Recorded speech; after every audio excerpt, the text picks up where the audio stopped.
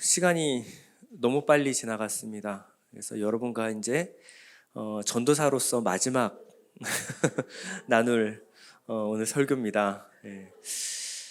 사실 다른 모든 말씀보다 지금 저희들은 요한복음 강해를 하고 있기 때문에 이 순서대로 여러분과 말씀을 나누고 있는데 오늘 요한복음 3장 이 16절 복음의 정수 중엔 정수인 이 요한복음 3장 16절을 여러분과 함께 이제 마지막 설교로 나눌 수 있게 해주신 하나님께 정말 저는 감사드립니다.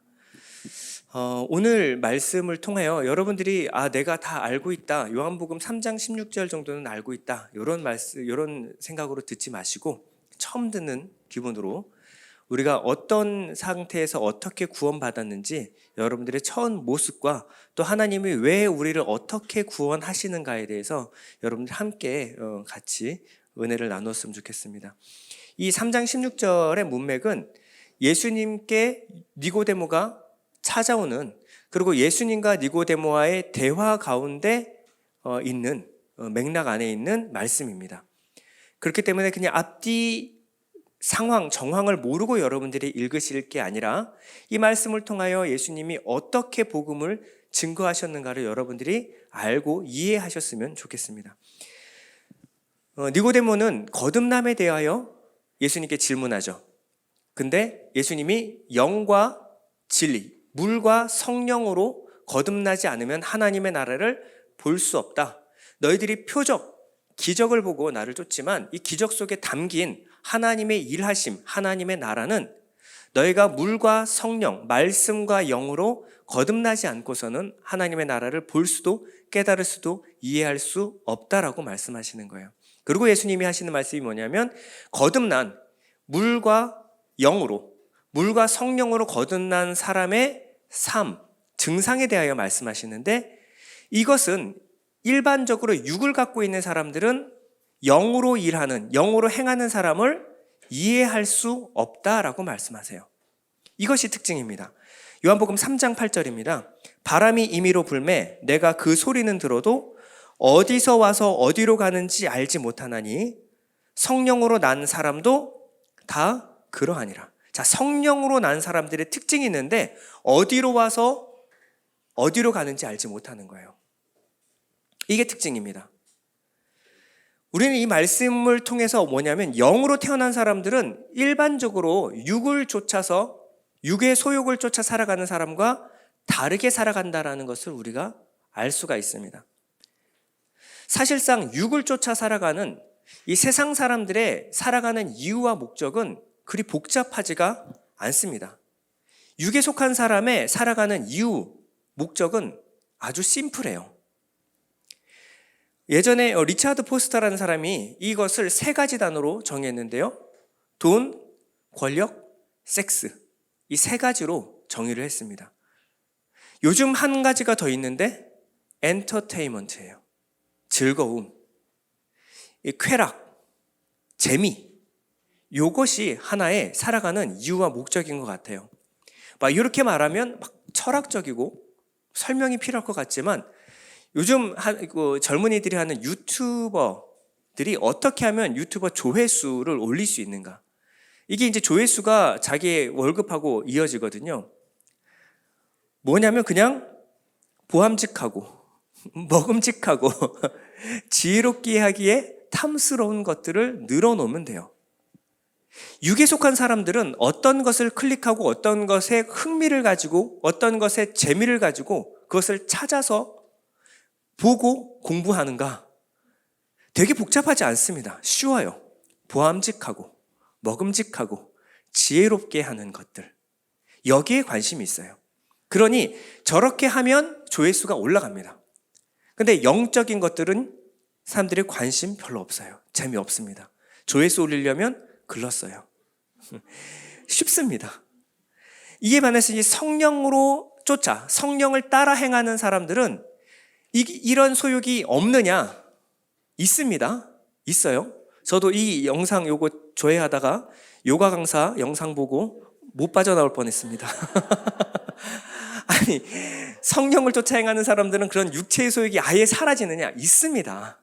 있어요. 그런데 그렇게 살지를 못해요.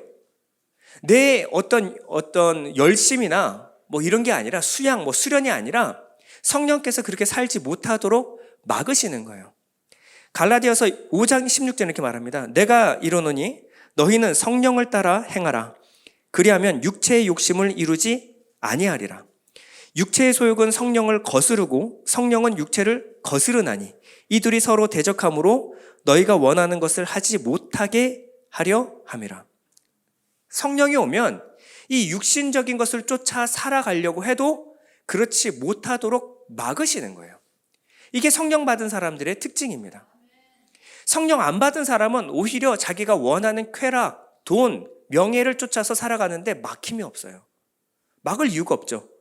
사탄이 그렇게 우리의 인생을 살고 끌고 가는데 왜 그것을 막겠습니까? 잘 살고 있는데. 근데 성령이 우리 안에 들어오시면 그렇게 살 수 없다라는 거예요. 성령이 들어오면 우리는 저쪽으로 향해도 성령이 끝없이 여러분들에게 블로킹을 합니다. 그러니까 성령 받은 사람들은요, 죄가 많이 발각이 돼요. 걸려요. 꼭 걸리고 개망신을 당합니다. 거기로 끝까지 못 가게 만드시는 거예요. 이게 성령 받은 사람들의 특징입니다. 이 니고데모는 세상에서 잘 나가던 사람이었습니다. 돈을 벌려고 그러면 돈이 벌렸고요. 명예를 쫓아 살았는데 명예가 얻어졌어요. 지식을 쫓아 살았는데 지식 중에 학자 중에 학자가 됐어요. 유대인의 지도자가 됐습니다. 인생에 막힘이 없던 사람이에요. 니고데모는 이해할 리가 없죠. 그래서 뭐라고 물어보냐면 니고데모가 대답하여 이르되 어찌 그러한 일이 있을 수 있나이까? 어찌 그런 일이 있을 수 있습니까? 이 영을 받지 못한 사람들은 들어도 깨닫지 못합니다. 하나님의 말씀이신 예수께서 직접 와서 말씀을 해도 들어도 깨닫지 못해요. 표적을 보아도 알지 못합니다. 이게 어둠에 속한 소경들의 특징이에요. 하나님이 살아계시지 않는 게 아니라 하나님의 일하심이 이해가지 않고 깨달아지지 않는 거예요. 하나님의 일하심과 하나님의 나라가 임하려면요, 우리 안에 있는 어둠과 사망, 죄의 증상들이 사라져야 합니다. 성령께 지배받아야 돼요. 이게 첫 번째입니다. 예수님께서 그래서 어떻게 땅의 일을 말하여도 이해하지 못하거든 어찌 하늘의 일을 말하면 하나님, 보이지 않는 하나님, 영이 일하시는 것을 말하면 너희가 어떻게 깨닫고 믿을 수 있겠느냐. 그 다음에 하신 말씀이 뭐냐면 모세가 광야에서 뱀을 든 것 같이 인자도 들려야 하리니. 불뱀 사건을 통하여 예수님이 어떻게 해야 너가 영을 받아 하나님의 나라를 볼 수 있는지에 대해서 예수님께서 말씀하시는 거예요. 자, 이 문맥 안에 요한복음 3장 16절이 있는 겁니다. 민수기 21장 이 불뱀 사건은 뭐냐면 이 이스라엘 백성들이 하나님의 나라를 향해서 행진하고 있었어요. 무엇을 쫓아 행했냐면 불과 구름 기둥. 불은 성령, 구름 기둥은 물, 말씀이겠죠. 말씀과 성령으로 이끌림 받는 삶을 겉으로 볼 때는 살고 있었어요. 이 니고데모와 똑같이 바리새인 중에 바리새인이었으니까, 말씀 따라서 다 지켜 행하는 사람이었으니까. 그러나 그들의 속은 뭐냐면 애굽과 전혀 다를 바 없는 애굽에 속한, 세상에 속한 사람이었던 거예요. 겉과 속이 달랐던 거죠. 민수기 21장 6절에 보면 여호와께서 불뱀들을 백성 중에 보내어 백성을 물게 하심으로 이스라엘 백성 중에 죽은 자가 많은지라. 자, 누가 보내셨다고요? 불뱀을? 사탄 마귀가 보내서 물게 한 게 아닙니다. 누가요? 하나님 여호와께서 그들에게 불뱀을 보내어 물게 하셨습니다. 하나님께서 이렇게 심판하는 듯 보이는 이런 모습을 보고 하나님은 정말 내가 잘못하면 하나님이 그 즉각에서 심판 내리고 벌 주고, 그래서 내가 주일 성수 빼먹으면 일주일 동안 하는 일마다 안 되고 하나님이 벌 주고, 이런 식으로 하나님을 우리가 이해해서는 안 됩니다. 하나님은 그들의 영적 실체를 드러내어서 보여주신 거예요. 겉으로는 그들은 어떤 모습이었습니까? 겉으로는 하나님 말씀 잘 좇아서 행하던 모습이었어요. 세상 사람들이 볼 때는 야, 그래도 불기둥, 구름기둥이 인도하는 대로 따라가는 하나님 백성, 이렇게 생각했겠죠. 당시 이스라엘도 똑같았습니다. 그들의 대표격인 니고데모도 마찬가지였어요. 하나님 말씀 쫓아서 열심히 살아가던 그런 모습이었습니다. 지금은 교회 열심히 잘 다니는 어떤 우리 성도님들, 이런 모습일 거예요. 겉은 너무 완벽해요. 누가 봐도 천국 백성, 누가 봐도 하나님 백성. 그런데 그들의 내면은 하나도 변하지 않았어요. 애굽을 그리웠어요. 애굽에서 먹은 마늘, 부추, 파, 뭐 어떤 거죠? 고기, 이런 것들을 그리워하면서 애굽을 그리웠어요. 그들 속에는 하나님 말씀이 있는 것이 아니라 무엇이? 뱀의 가르침이 그 안에 있었던 거예요. 하나님의 말씀을 쫓아 사는 것이 아니라 뱀의 지혜와 뱀의 가르침을 쫓아 살았습니다. 그 뱀은 애굽에서 영생 그리고 통치, 지혜를 의미하는 거예요. 그들의 영적 실체는 선악과 따먹고 스스로 하나님보다 내 생각대로 되지 않으면 불평하고 원망하는 그런 모습이었어요. 하나님은 그들이 이 길로 계속 가길 원치 않았어요. 왜냐하면 그들이 하나님 나라로 입성해야 되기 때문에 그래요. 이대로 가면 그들은 하나님 나라 약속의 땅으로 들어가는 것처럼 보이지만 결국 애굽 백성입니다. 그들이 가고 싶었던 것은 가나안이 아니었어요. 그들은 애굽을 소망했습니다. 우리도 이런 분들이 많을 수 있어요. 우리는 잠시 멈춰 생각해야 합니다. 내가 어디를 소망하고 어디로 가고 있는가? 열심히 교회 다니지만 내 안에 있는 소망은 여전히 세상 것, 세상 사람들이 사랑하는 것, 세상 사람들이 원하는 것과 다를 바가 하나도 없어요. 교회를 5년, 10년, 15년, 20년 다녀도 내 안의 소망은 세상 옆집에서 교회 안 다니는 사람이랑 불교 스님이랑 다를 바가 하나도 없어요. 똑같아요. 여전히 그거 바라고, 여전히 그거 소망하고. 하나님은 우리가 잠시 멈춰서 네가 어디에 소망을 두고 어디로 향하고 있는가를 확인하기를 원하시는 거예요. 우리는 우리 안에 소망이 우리가 무엇을 향해 바라보고 어디로 향하고 있는지를 늘 확인해야 합니다. 그렇지 않으면 우리는 하나님의 나라에 들어갈 수 없기 때문입니다. 사람들은 이렇게 말해요. 돈 많은 사람한테 돈이 많다라고 말하지 않고요. 잘 산다라고 얘기해요. 돈이 많으면 부자다라고 얘기해야 되는데 저 사람 잘 살아 그래요. 돈이 없으면 돈이 없다라고 말해야 되는데 못 산다라고 말해요. 돈이 그저 없는 건 그냥 가난한 겁니다. 가난한 상태예요. 근데 저 사람 못 살아 그래요. 여러분 인생을 살아가는 목표가 돈이면 그 말이 맞습니다. 여러분들의 인생이 목표가 돈을 많이 벌어서 떵떵거리면서 사는 것이 목표면 그 사람 말이 맞아요. 돈을 못 벌었으니까 못 산 거죠. 자기의 목적에 이르지 못했으니까, 목적을 다하지 못한 삶, 실패한 인생이에요. 그러니 못 산 겁니다. 그러나 내 인생이 돈이 아닌데, 목적이 돈이 아닌데 그저 돈이 없는 걸 가지고 못 산다라고 말하는 것은 틀린 말이에요. 여러분 제가 이런 말을 하면 전우사님은 돈에 대해서 되게 싫어하시나 보다. 저 돈 되게 좋아합니다. 여러분 이 땅 살아가는데 돈은 꼭 필요합니다. 여러분 돈은 많으면 많을수록 좋아요.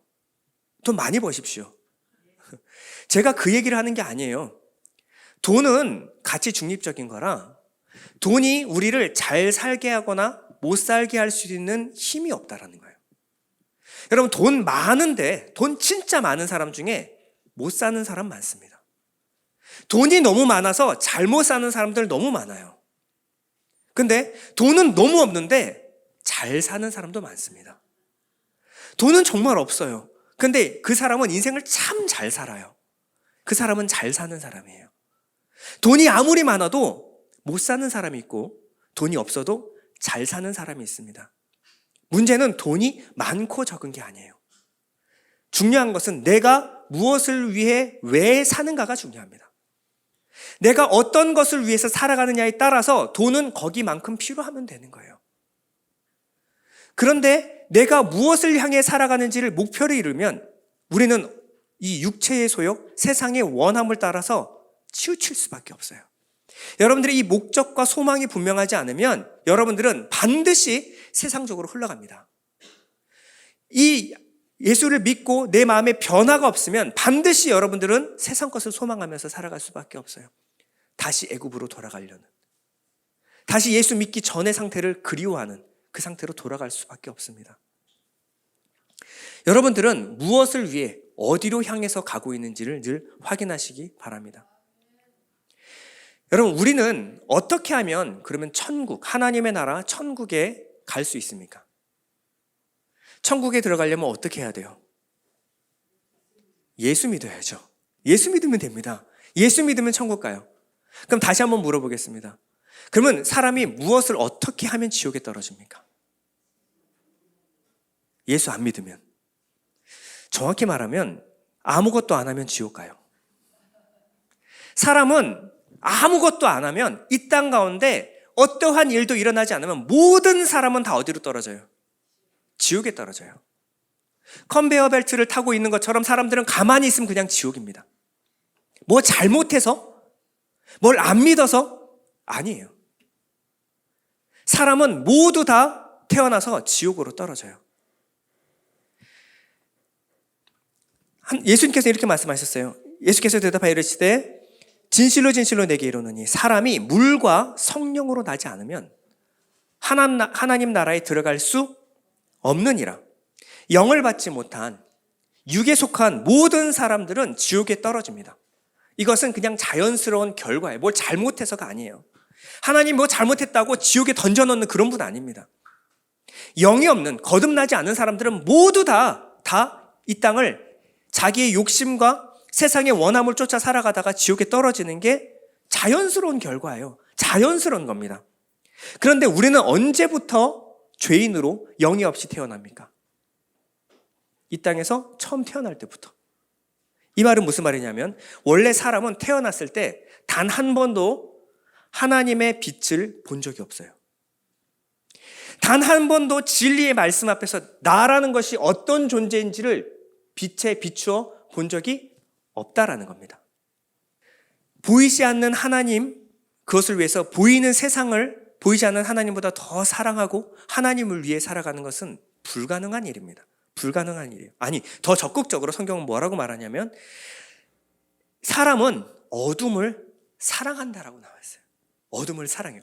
빛을 보지 못한 게 아니라 어둠을 사랑해요. 더 적극적으로 어둠을 사랑하고 나아가서 빛을 미워합니다. 빛을 미워해요. 이게 오늘 본문 말씀이 증언하는 말입니다.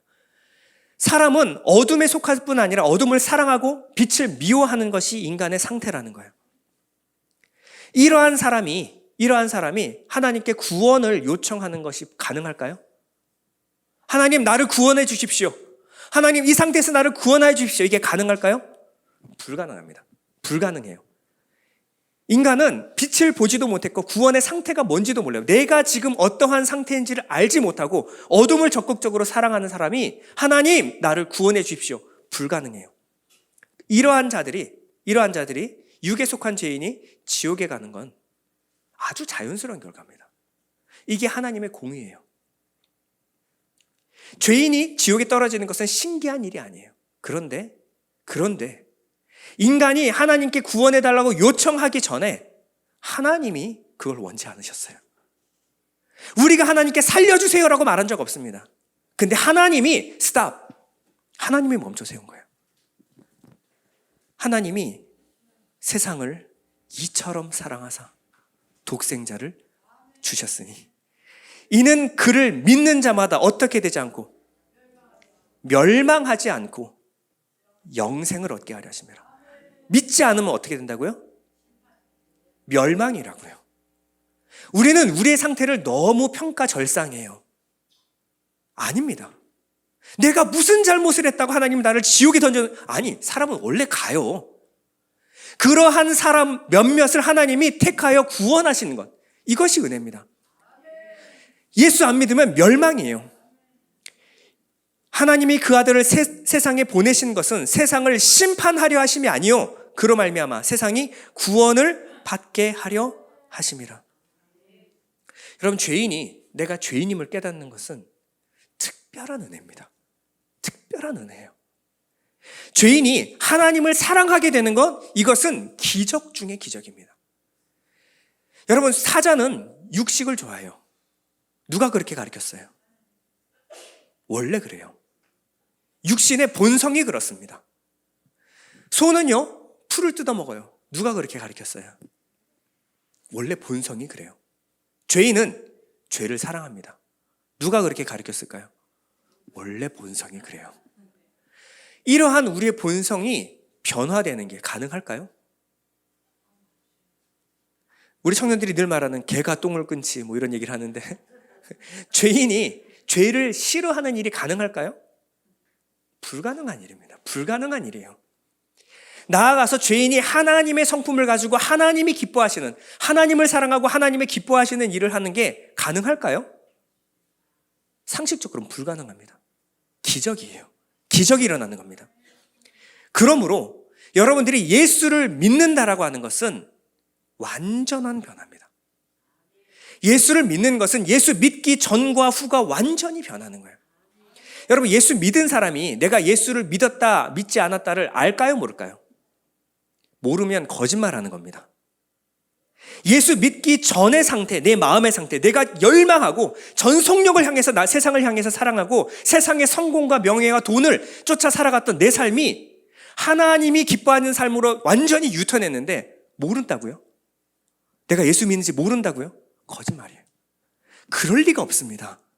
성령이 임하는 순간 내 마음에 완전히 변화를 받아요. 내가 예전에 사랑했던 죄, 세상의 정욕을 따라 살 때 마음이 불편하지 않을 수가 없어요. 여러분, 이게 얼마나 큰 변화입니까? 어떻게 이런 변화가 일어날까요? 어떻게 이런 변화가 일어날까요? 이 변화의 시작이 뭡니까? 내가 어떠한 존재인지, 그리고 내가 이것을 쫓아 살아갔을 때 그 결말이 무엇인지를 본 거예요. 내가 죄를 사랑하는데 죄는 눈앞에 쾌락과 즐거움을 주지만 이 죄를 쫓아 평생을 살아갈 때 마지막에 떨어질 곳이 어딘지를 눈으로 본 거예요. 그럼 거기 가겠습니까? 결말을 봤는데 안 가죠. 이게 시작이에요. 제가 이 말씀 묵상하면서 김동호 목사님 간증을 보게 됐는데, 김동호 목사님 어릴 때 제 아버지가 김동호 목사님을 뭐 좀 잘못하면 그렇게 회초리를 대셨대요. 40대 중반 넘어서 낳은 유일한 아들이에요. 딸도 없어요. 아들 딱 하나. 얼마나 이쁘겠어요. 얼마나 이쁘겠어요. 그렇죠, 장로님? 우리 형주가 얼마나 이쁘겠어요. 저는 장로님 존경하는 게 형주 잘못하면 그냥 넘어가시는 법이 없어요. 여러분, 때리는 게 힘들까요? 보듬는 게 힘들까요? 때리는 게 훨씬 힘들어요. 그냥 잘못하면 그냥 좀 내가 참고 그냥 이뻐. 잘못해도 이뻐요. 근데 굳이 회초리를 대는 게 얼마나 마음이 아프겠습니까? 그런데 왜 회초리를 댈까요? 잘 되라고. 내 하나밖에 없는 자식 잘 되라고 회초리를 대는 거예요. 그런데 자식 종아리 걷어 해가지고 회초리를 떼는데 아버지가 늘 이런 말씀을 하셨대요. 한 대 탁 때리면서 원래 사람은 다 그래. 원래 사람은 다 그래. 그리고 한 번 더 때리세요. 탁 때리면서 뭐라 그러냐면 난 너만 할 땐 너보다 더 했어. 무슨 말씀이 이래요? 그러면 넘어가야지. 아니, 아버지는 저보다 더 했다면서요. 이 정도면 양반 아닙니까? 이 정도면 잘한 거 아니에요? 근데 꼭 한번 때려요. 그리고 무슨 말일까요? 아들이 왜 그러는지 알아요. 아버지는 자기 유전자 타고 났는데 안 그러겠어요? 그렇죠? 알아요. 알면 넘어갑니까? 아니요. 때려야죠. 알면 더 때립니다. 왜? 이 길로 가면 안 되니까. 자식이 이 길로 계속 가면 안 되니까. 내가 너를 이해하지 못해서 때리는 게 아니야. 알아, 네가 왜 그러는지. 그런데 그 길로 가면 안 돼. 때리는 거예요. 우리가 사람에 대해서 죄를 발견했을 때 우리가 그 사람의 죄를 깨우쳐 줘야 될 때가 있어요. 어떻게 해야 될까요? 야, 사람이 어떻게 그래? 어떻게 그러긴요. 사람이니까 다 그러죠. 뭐라고 말해야 돼요? 사람은 원래 다 그래. 난 너보다 더 했어. 그런데 그 길로 가면 안 돼. 그 길로 끝까지 가면 안 돼. 여러분, 이 김동호 목사님이 아버지의 매에서 무엇을 느꼈냐면 사랑을 느끼셨어요. 아버지가 나를 때리는 것은 이해를 못해서도 아니고 이거 매를 맞으면서 나는 왜 이럴까라는 자책을 느끼지도 않았어요. 그렇지, 그 길로 가지 말라는 아버지의 뜻이구나. 아프지만 달게 받았습니다. 사랑 많으신 아버지는 우리에게 늘 이것을 알게 해주세요. 너 그 길로 가면 죽어. 하나님이 우리를 만드셨습니다. 우리의 욕망을 모를까요? 예수님은 이 땅에 와서 육신을 입고 우리의 모든 죄악을 채울하신 분이에요. 우리의 모든 연약함을 채울하신 분이에요. 그분이 우리를 모를까요? 아시죠? 그런데 그 길로 가면 죽으니까, 그 길로 가면 멸망이니까 뭐라는 거예요? Stop and think. 잠시 멈춰. 그리고 생각해라. 너 이 길로 가면 멸망이다. 너 이 길로 가면 심판받아 멸망한다. 그리고 그것을 눈으로 보여주신 것이 무엇이냐면 십자가 사건입니다. 여러분, 우리 십자가, 이 메타노이아라는 회개라고 하는 것은 단 한 번 인생에서 일어나는 일이 아니에요. 이것은 매일매일 순간순간 일어나야 합니다. 우리 안에 계신 성령께서는 우리를 말할 수 없는 탄식으로 우리를 기도하시고, 그리고 우리가 죄와 의와 심판에 대해 우리를 깨닫게 하세요. 이게 쉽지 않습니다. 때마다 마음을 불편해요. 그런데 왜 내게 회초리를 떼고 나를 책망하시냐면, 너 그 길로 가면 죽어. 너 그 길로 가면 멸망이다. 하나님 아버지는 그 영을 보내셔서 우리에게 알게 하시는 거예요. 어떻게? 끊임없이 지속적으로 노뱀에 달린 그 뱀을 보게 하는 거예요. 이 최후를 봐라. 세상 지혜, 세상 욕망, 정말 신나고 멋져 보이지? 그러나 결말이 어때? 하늘로부터 버림받고 사람으로부터 버림받는 중간에 매달려서 하나님의 모든 심판과 저주를 받아 결국 지옥에 떨어지는 것. 이것이 죄의 결과다. 거기서 나오라는 거예요. 거기서 나오라는 거예요. 믿음은 그래서 바라볼 때 생깁니다. 믿음은 바라볼 때 생기는 거예요. 예수께서 달린 그 십자가를 바라볼 때 생기는 것이 바로 믿음이에요. 하나님은 민수기에서 그 불뱀을 보면 산다라고 말씀하셨어요. 민수기 21장 8절에서 9절 보면요, 여호와께서 모세에게 이르시되, 다 같이 시작. 여호와께서 모세에게 이르시되 불뱀을 만들어 장대 위에 매달아라. 물린 자마다 그것을 보면 살리라. 모세가 놋뱀을 만들어 장대 위에 다니 뱀에게 물린 자가 놋뱀을 쳐다본즉 모두 살더라. 자, 어떻게 하면 산다고요? 보면 살리라. 쳐다본즉 살더라. 보면 삽니다. 이 보면 사는 자리에 예수님께서 오셔서 뭐라고 말씀하시냐면요, 요한복음 3장 14절에 모세가 광야에서 뱀을 든 것 같이 인자도 들려야 하리니 이는 그를 본 자가 아니라 어떻게? 믿는 자마다 영생을 얻게 하려 하심이라. 요한복음 3장 16절은 하나님이 세상을 이처럼 사랑하사 독생자를 주셨으니 이는 그를 어떻게? 믿는 자마다 멸망하지 않고 영생을 얻게 하려 하심이라. 믿는 것은 보는 겁니다. 보는 것이 믿는 거예요. 그러면 어떻게 하면 이것을 보고 믿을 수가 있을까요? 믿음은 계속해서 바라보는 것인데 어떻게 하면 우리가 볼 수 있을까요? 먼저 우리는 시선을 고정해야 합니다. 고정해야 돼요. 단 한 번 아니에요. 끊임없이 지속적으로 바라봐야 합니다. 히브리서 12장 1절은 이렇게 말합니다. 이러므로 우리에게 구름같이 둘러싼 허다한 증인들이 있으니 모든 무거운 것과 얽매이기 쉬운 죄를 벗어버리고 인내로써 우리 앞에 당한 경주를 하며 믿음의 주요 온전하게 하신 이인 예수를 바라보자. 그는 그 앞에 있는 기쁨을 위하여 십자가를 참으사 부끄러움을 개의치 아니하시더니 하나님의 보좌 우편에 앉으셨느니라. 믿음의 경주는요 뭐 하는 거예요? 예수를 바라보는 것입니다. 예수를 바라보는 거예요. 우리의 싸움은 혈과 육에 속한 것이 아니에요. 우리의 싸움은 보는 것입니다. 보는 거예요. 무엇을 바라보느냐의 싸움이에요. 그리고 단 한 번 바라보는 것이 아니라 여러분들의 시선을 거기에 끝까지, 여러분의 인생 끝날 때까지 그 시선을 고정하는 싸움이에요. 다른 것 보지 말고 예수를 바라보는 싸움입니다. 우리의 최후 승리는 어디 있어요? 마지막 그 순간 십자가 붙드는 거예요. 마지막 그 순간 십자가에 달리신 예수 바라봤는가? 그게 우리 인생의 마지막 최후 승리입니다. 빌립보서 3장 20절입니다. 그러나 우리의 시민권은 하늘에 있는지라 거기로부터 구원하는 자 곧 주 예수 그리스도를 기다리노니 그는 만물을 자기의 복종하게 하실 수 있는 자의 역사로 우리의 낮은 몸을 자기 영광의 몸의 형체와 같이 변하게 하시리라. 이게 우리 죽음의 마지막 모습이에요. 그러기 위해서는 우리 주 예수 그리스도를 기다리노니 우리 마음이 고정되어 있는 거예요. 우리 마음이 예수께 고정되어 있는 거예요.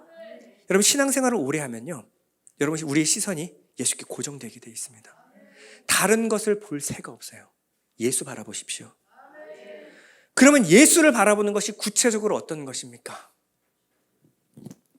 여러분 우리가 믿음으로 사는 모습은 각각 달라요. 예수를 바라보는 모습은 각각 다 달라요.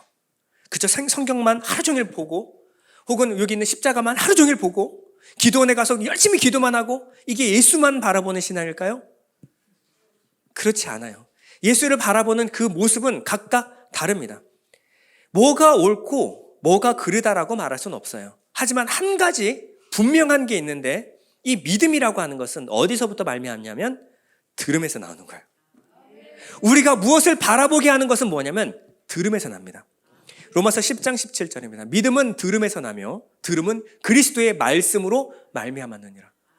우리가 어떻게 하면 예수께 내 마음이 고정될 수 있는가? 어떨 때? 들을 때. 말씀을 들을 때예요. 우리 영이 태어나면요, 그렇게 듣기 싫었던 설교가 들려요. 우리 영이 태어나면 그렇게 이해 안 가고 졸렸던 하나님 말씀이 깨달아집니다. 우리의 마음이 하나님의 말씀 앞에 집중되게 되어 있어요. 그리고 어떻게 해요? 한 번 먹었으면 배부르다. 여러분 하루에 밥 몇 끼 드십니까? 아침에 드셨잖아요. 점심에 또 먹어요? 점심 먹었으면 됐지 저녁에 또 먹어요? 야식까지 먹네? 왜요? 태어나면 끊임없이 배고프고 끊임없이 목마릅니다. 한 번 먹고 그만이 아니에요. 일주일에 단 한 끼 먹고 살 수 있는 사람 없을걸요? 마찬가지입니다. 우리 하나님 말씀은 우리를 생명을 유지케 하는 거예요. 그러니 태어났으면 하나님 말씀을 듣고 또 듣게 돼 있어요.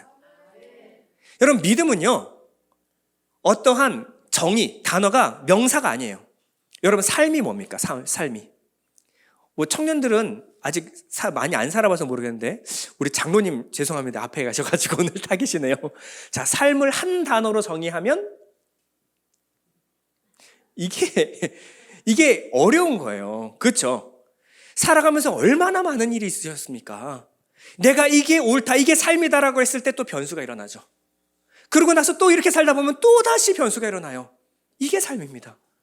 삶은 단 하나로 정의가 안 돼요. 그럼 믿음의 삶은요? 마찬가지입니다. 믿음의 삶은 단 하나로 정의되는 것이 아니라 그냥 말씀과 함께 살아가는 그 삶 자체예요.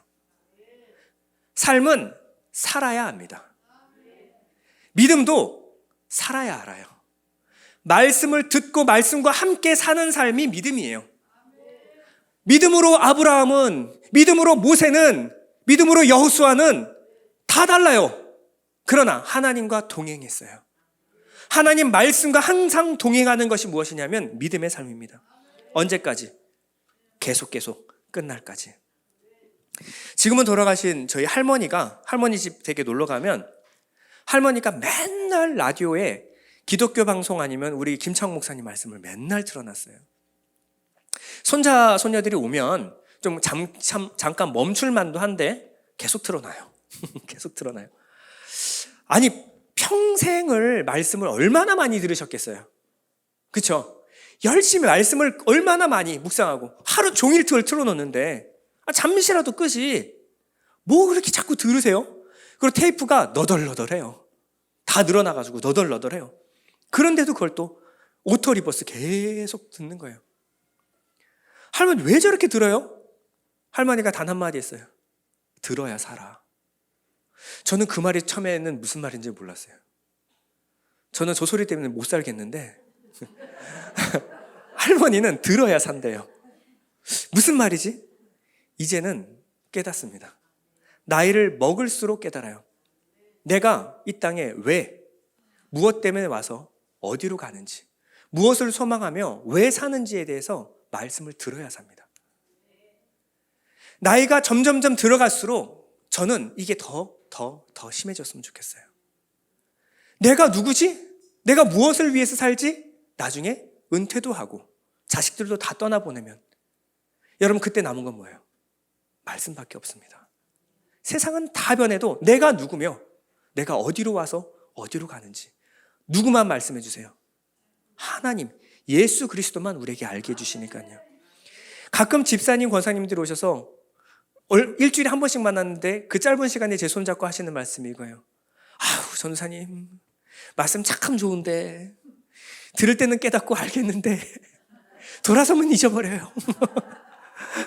들을 때는 알겠는데 그냥 이 문만 나가면 잊어버려요. 저 문을 바꿔야 돼요. 문이 문제죠. 저는 말씀드려요. 계속 들으세요. 여러분, 믿음은요, 한 번 들어서 많이 아는 게 믿음 좋은 게 아니에요. 믿음은요, 듣고 또 듣는 게 믿음입니다. 여러분, 계속 말씀에 목말라서 듣는 그 상태가 뭐예요? 그 상태가 살아있는 상태예요. 여러분들이 살아있고 믿음이 있다라고 하는 것은 끝없이 말씀을 듣는 거예요. 오늘 하루 너무 힘들었어요. 그럼 뭘로 위로를 얻어요? 말씀으로. 들어야 돼요.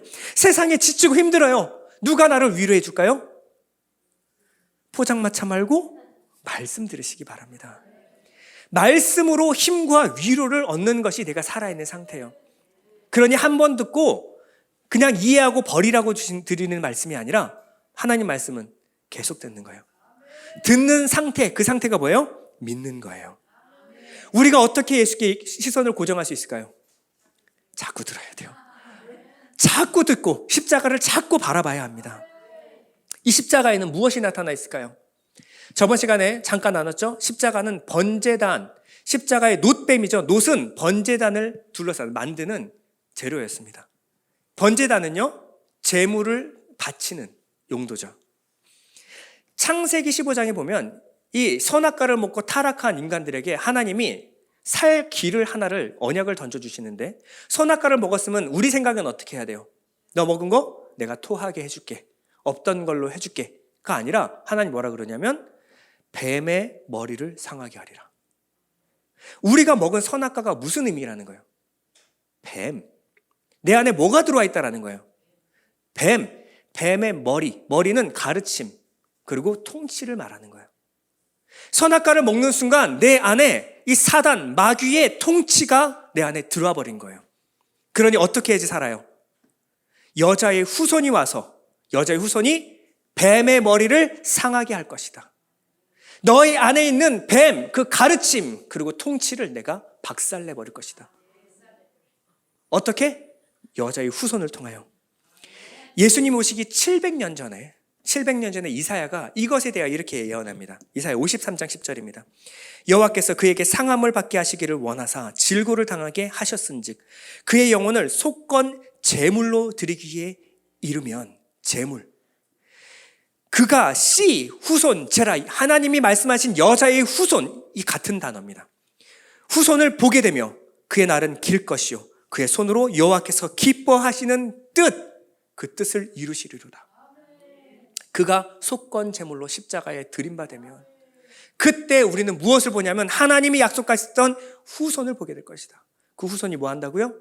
우리 안에 들어와 있는 뱀의 머리를 박살내기 위해 오셨습니다. 이게 바로 예수님이 오신 이유예요. 우리가 말씀을 볼 때마다 무엇을 발견하냐면 언약의 후손으로 오셔서 내 안에 있는 뱀의 머리를 박살내러 오신 예수 그리스도를 보게 되는 거예요. 예수님은 갈라디아서 3장 13절에 이렇게 말합니다. 그리스도께서 우리를 위하여 저주를 받은 바 되사 율법의 저주에서 우리를 속량하셨으니 기록된 바 나무에 달린 자마다 저주 아래에 있는 자라 하였습니다. 여러분, 우리가 이 말씀을 그냥 넘어가면 예수님이 저주 받으셨나 보다. 여러분, 하나님의 아들이 받아야 될 게 아닙니다. 저주는 하나님의 아들이 받아야 할 게 아니에요. 저주는 누가 받아야 돼요? 사단 마귀를 쫓아 살아가는 모든 죄인들이 받을 것이 뭐냐면 하나님의 모든 저주예요. 근데 이 저주가 어디에 쏟아졌다고요? 십자가의 예수 위에 쏟아진 겁니다. 누구를 위해서? 나를 위해 예수께서 달리신 그 십자가를 바라보게 되는 거예요. 그냥 저주를 받아서 끊어지는 것이 끝이 아니었어요. 우리는 침례교라 사도신경 안 외우는데 장로교에서는 예배 때마다 사도신경을 외워요. 우리나라 사도신경에는 생략된 부분이 있어요. 원어에는 무엇이 들어가 있냐면 십자가에 박혀 죽으시고 장사되시고 음부에 내려가신 예수님을 나는 믿습니다. 이게 원어에 들어가 있어요. 예수님이 십자가의 저주를 받아 죽으신 다음에 어디로 내려갔냐면 음부에 내려갔어요. 빛이 없는 음부는 사망의 땅입니다. 죽은 자들이 떨어지는 곳이에요. 무저갱입니다. 예수님은 빛이고 생명이십니다. 그 생명이신 예수님이 왜 사망의 땅에 떨어졌을까요?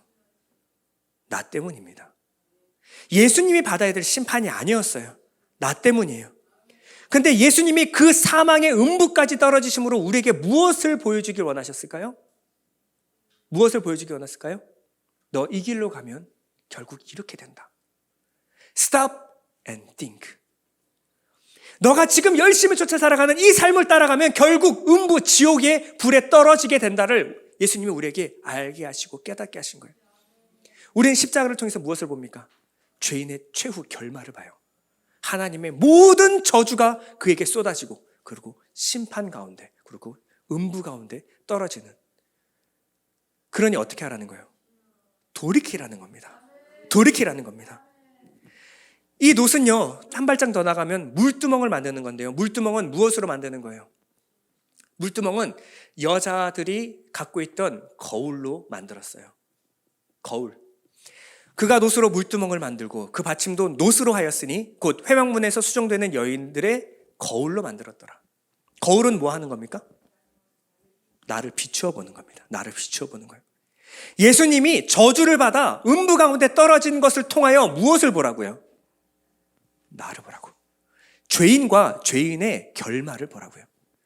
너희가 그렇게 살아갈 때 결과적으로 어디에 어떻게 되는가? 너가 인생을 그렇게 계속 살아가다가는 결국 어디에 떨어질 것인가? 예수께서 우리에게 보여주신 것입니다. 우리는 놋뱀, 그 십자가를 통하여 우리의 상태, 실체를 보고 깨닫게 되는 것입니다. 그러나 죄인들은요, 그걸 원하지가 않아요.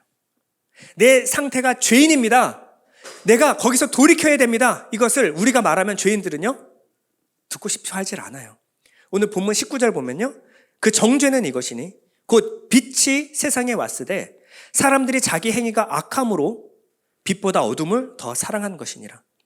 악을 행하는 자마다 빛을 어떻게 한다고요? 미워하여 오지 아니하나니 이는 그 행위가 드러날까 함이요. 싫어해요. 거울을 박살내버리는 거예요. 보기를 싫어합니다. 그런 소리 하지 말라는 거예요. 요즘 사람들은 내가 죄인입니다. 강단에서 죄인 얘기하는 거를 별로 좋아하지 않아요. 저희 교회는 아니지만 특히나 잘 사는 교회들 뭐 이렇게 가보면요, 얼마나 나이스하고 뭐 중산층 분들이 쫙 앉아 계셔가지고 삶이 참 윤택해요. 거기서 태어난 아이들은 뭔가 어려움이 없이 자라요. 그러니 죄인 얘기하면요, 공감할 수가 없는 거예요. 도대체 무슨. 그래서 강단에서 점점점 전하는 목사님이 뻘쭘하죠. 그러니 어떻게 해요? 방법을 바꾸기 시작했어요. 긍정적인 말, 그리고 적극적인 말, 적극적인 사고방식. 하면 된다, 이거예요. 하면 된다. 긍정적인 말만 하지, 부정적인 말 하지 말라는. 지금은 이제 그것도 한물 갔지만, 옛날에 바리새인들이 그랬어요. 바리새인들이 어떻게 했냐면, 예수님 오셔서 독사이 새끼들아, 뭐 하라는 거예요? 돌이키라는 겁니다. 회개하고 돌아오라는 거예요. 그런데 기분 나빠했어요. 예수님은 저렇게 그래서 자신이 죄인인 거를 지적당하는 걸 싫어했어요. 그들은 항상 어떻게 말했냐면, 다른 사람과 나를 비교해서 제가 그래도 저 세리보다 낫습니다. 세리하고 비교가 안 되는 사람, 저 창기 저거. 저 창기하고 나하고 비교하지 마십시오. 나는 뭐라냐? 의인입니다. 무슨 독사의 새끼, 무슨 죄. 그런 소리 하지 마십시오. 나는 의인. 하나님 하라는 거 다 지켜 행했습니다. 그런 소리 하지 말라는 거 듣기 싫어했어요. 그리고 돌아서서는 어떻게 했냐면, 내가 의인인 것을 증명하기 위하여 부단히 노력했습니다. 부단히 노력했어요. 내가 거짓말하면 입을 그냥 맞지도 않고 꼬맸어요. 이 바리새인들입니다. 그 정도로 노력했어요. 얼마나 힘들게 노력했는지. 근데 그 삶엔 쉼이 없어요. 평안이 없습니다. 안식이 없어요. 단 한 가지 잘못하면 끝나는 거예요. 한 가지 걸리면 끝나는 겁니다. 그러니 얼마나 힘들겠어요. 요즘 아이들한테 얘기해요. 야, 너 그러면 안 돼. 너 그렇게 살지 마라. 애들은 뭐라 그러냐면, 요즘 애들 다 그래요. 저는 양반이에요. 사실 교회 다니는 우리 아동부 애들, 중고등부 애들 보면 참 다른 애들보다 착해요. 그러니까 이해가 갑니다. 다른 애들은 더 해요. 더 심해요. 저는 양반이에요. 그렇죠. 걔들하고 비교하면. 그런데 내가 양반이려면 앞으로 얼마나 계속 노력해야 되겠습니까? 아이들은요, 남들보다 조금 더 괜찮은 사람이 되는 게 목표예요. 뭐 대단한 위인, 뭐 이순신 장군 그런 거 필요 없습니다. 내 옆에 있는 사람보다 좀 더 나으면 돼요. 그리고 좀 더 나았다를 증명하기 위해서 부단히 경쟁합니다. 경쟁에서 어떻게든 점수 1점이라도 높아야 돼요. 그 삶에는 쉼도 평안도 없어요. 오늘 본문 말씀 18절에 이렇게 말해요. 그를 믿는 자는 심판을 받지 아니하는 것이요 믿지 아니하는 자는 하나님의 독생자의 이름을 믿지 아니하므로 벌써 심판을 받는 것이니라. 그들은요, 은혜, 용서, 죄사함을 잘 몰라요. 그러면 끊임없이 수고하고 무거운 짐을 지고 살아갑니다. 내가 잘 살다가 하나 걸리면 그러면 나는 완전 매장이에요. 따돌리 왕따입니다. 내가 요만한 잘못 하나만 걸려도 애들한테 완전 집단 왕따예요. 그러니 얼마나 힘든 삶을 살아갑니까? 요즘은 뭐죠? 그런 네트워크 해가지고, 소셜 네트워크 해가지고 자기를 막 자랑하죠. 그러다가 단 하나 뭐가 내가 흠이라도 잡히면 별의별 욕들이 다 쏟아져요. 내가 한 번도 보지 못한 사람들한테 욕을 먹어야 돼요. 죄인들이 만든 세상은요, 일면 되게 좋아 보이지만 속을 들여다보면 쉼과 안식이 없어요. 얼마나 피곤합니까? 얼마나 피곤해요. 여러분, 우리의 진짜 안식과 쉼은요, 어디서 시작이 되냐면 내가 죄인임을 인정하는 데서부터 시작이 됩니다. 내가 연약한 것을 인정하는 데서부터 시작돼요. 내가 죄인입니다. 그러나 나 같은 죄인을 품어 안으신 하나님의 은혜로 삽니다. 나는 연약합니다. 그러나 그러한 나를 품어 안으신 예수의 사랑으로 삽니다. 이때 비로소 평안함과 위로가 임하는 거예요. 나는 원래 그런 놈 맞아요. 맞습니다. 원래 그런 놈이에요. 잘 감추고 살았지만 원래 그런 놈 맞아요. 그런데 그럼에도 불구하고 나를 사랑하신 그 은혜를 묵상하며 사는 것이 얼마나 행복한 삶일까요? 나같이 못난 사람, 나같이 부족한 사람, 나 어디를 봐도 괜찮은 부분이 하나도 없는 이런 사람을 아픈 가슴으로 끌어안으신 그 예수 그리스도, 그 하나님의 은혜를 바라보십시오. 나는 어차피 글렀어요. 어차피 해도 안 돼요. 알아요. 누가 몰라요? 다 압니다. 그런데 그러한 나를 통하여 일하시는 하나님, 그 하나님이 얼마나 대단한 분이십니까? 이것이 바울이 말한 약할 때 강함의 비결이에요. 여러분, 약하고 죄인됨을 인정하는 것을 부끄러워하지 마십시오. 우린 모두 다 죄인입니다. 여러분들은 죄인입니까? 죄인입니다. 아멘. 저는 죄인입니다. 나는 죄인입니다. 나는 매 순간 은혜가 필요한 죄인입니다. 난 단 한순간도 은혜 없이는 살 수 없는 죄인입니다. 실수와 잘못, 수치와 부끄러움이 제게서 발견된다면 여러분 오해하지 마십시오. 그게 진짜 제 모습입니다. 그게 진짜 제 모습이에요. 그런데 만약 그러한 저에게 문득 단 한순간이라도 하나님의 일하심이 드러난다면 그건 제가 한 게 아니라 하나님이 하신 겁니다. 오늘 본문 3장 21절에 이렇게 말해요. 진리를 따르는 자는 빛으로 오나니 은혜로 나아오느니 이는 그 행위가 하나님 안에서 행한 것임을 나타내려 함이라. 우린 다 죄인이지만 우리 안에서 하나님이 행한 것을 나타내기 위하여 그 은혜 앞으로 끊임없이 나오는 거예요. 하나님은 우리에게 회초리 때리십니다. 하나님 그 길로 가면 너희가 죽어라고 해서 노뱀을 매달아서 우리의 실체를 드러내세요. 부끄럽죠? 그것을 받아들이기가 얼마나 어렵습니까? 그러나 그것이 하나님의 사랑임을 알 때 그 안에서 무엇을 봐요? 하나님의 사랑과 은혜를 봅니다. 하나님이 김주현을 이처럼 사랑하사, 하나님이 누구누구를 이처럼 사랑하사 독생자를 주셨으니. 한 가지 예만 들고 마치도록 하겠습니다. 미국에 보면 미국 사람들은 차를 구입하지 않고 다 렌트했었어요. 그래서 우리나라의 어떤 자동차 시장은 보면 자동차를 판매하는데 정신이 없죠?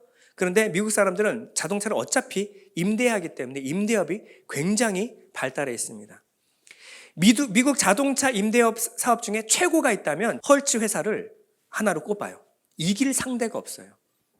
그 자본력, 그리고 그것을 판매하는 어떤 영업, 어떤 것으로도 이길 수가 없어요. 수많은 회사들이 이 헐츠와 싸웠지만 다 패배합니다. 이길 수가, 따라갈 수가 없어요.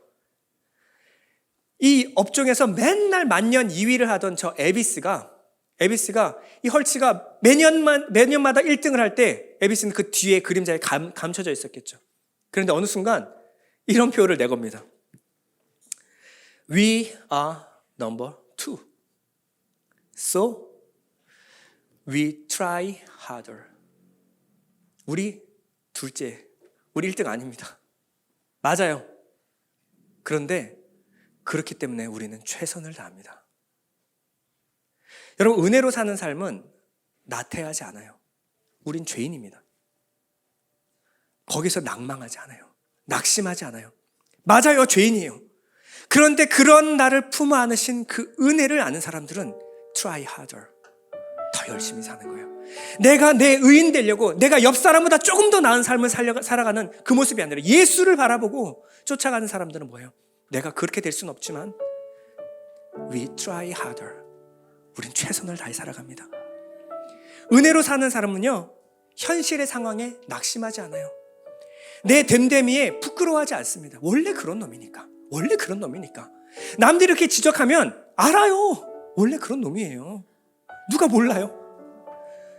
그렇다고 넘어지거나 포기하지 않아요. 왜? 그럼에도 불구하고 나를 안으신 그 은혜를 알기 때문에.